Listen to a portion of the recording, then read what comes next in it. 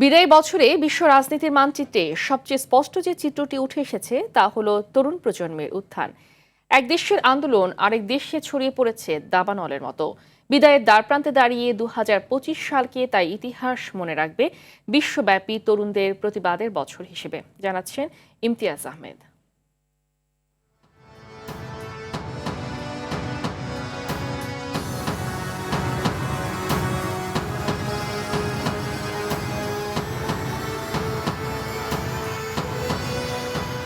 বিদায় লগ্নে দাঁড়িয়ে ২০২৫ সাল ক্যালেন্ডারের পাতা উল্টালেই বছরটি আরও একটি তরুণ প্রজন্মের আন্দোলনের বছর হিসেবে জায়গা করে নেবে ইতিহাসের পাতায়।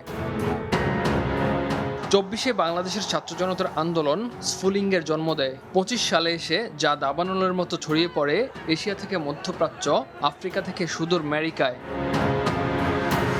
২৫ সালের শুরুতেই সার্বিয়া শিক্ষার্থীদের নেতৃত্বে দুর্নীতি বিরোধী আন্দোলন তীব্র আকার ধারণ করে।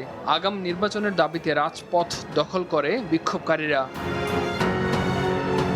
মার্চে টিকটক নিষিদ্ধের প্রতিবাদে আলবেনিয়ার রাজপথে নামে তরুণরা।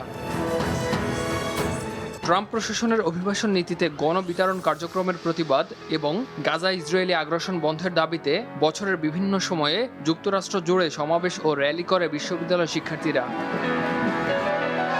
আফ্রিকায়ও দেখা গেছে একই চিত্র। জ্বালানি তেলের দাম বৃদ্ধির প্রতিবাদে জুলাইয়ে অ্যাঙ্গোলায় শিক্ষার্থীদের নেতৃত্বে বিক্ষোভে নামে সাধারণ মানুষ। অর্থনৈতিক বৈষম্য, পুলিশি নির্যাতন ও বিতর্কিত আইন সংশোধনের প্রতিবাদে আগস্টে ইন্দোনেশিয়ার রাস্তায় নামে শিক্ষার্থীরা। আন্দোলনের মুখে মন্ত্রিসভা পুনর্গঠন ও প্রস্তাবিত কঠোর আইন স্থগিত করতে বাধ্য হয় সরকার। সেপ্টেম্বরে দুর্নীতি ও সামাজিক মাধ্যমে সেন্সরশিপের বিরুদ্ধে জেনজি আন্দোলনে উত্তাল হয়ে ওঠে নেপালের রাজপথ। চাপের মুখে পদত্যাগে বাধ্য হন প্রধানমন্ত্রী কেপি শর্মা ওলি। একই মাসে পূর্ব আফ্রিকার দেশ মাদাগাস্কারে বিদ্যুৎ ও পানি সংকট এবং জীবনযাত্রার ব্যয় বৃদ্ধির প্রতিবাদে আন্দোলনে নামে শিক্ষার্থীরা। জনরোষের মুখে ভেঙে দেওয়া হয় সরকার। পরে সামরিক হস্তক্ষেপে ক্ষমতাচ্যুত হন দেশটির প্রেসিডেন্ট। অক্টোবরে তুরস্কে বিরোধী নেতাদের গ্রেপ্তারের প্রতিবাদে ইস্তাম্বুল ও আঙ্কারায় বিক্ষোভে নামে শিক্ষার্থীরা। মরক্কোতে শিক্ষা ও স্বাস্থ্যসেবার উন্নতির দাবিতে রাজপথে নামে তরুণরা। একই সময়ে ফ্রান্সের প্যারিসে কৃষকদের আন্দোলনের সঙ্গে একাত্মতা জানায় শিক্ষার্থীরা। নভেম্বরে নির্বাচনের পর তানজানিয়ায় তরুণদের নেতৃত্বে শুরু হয় বিক্ষোভ। ফিলিপাইনে দুর্নীতির বিরুদ্ধে ট্রিলিয়ন পেসো মার্চ আয়োজন করে শিক্ষার্থীরা।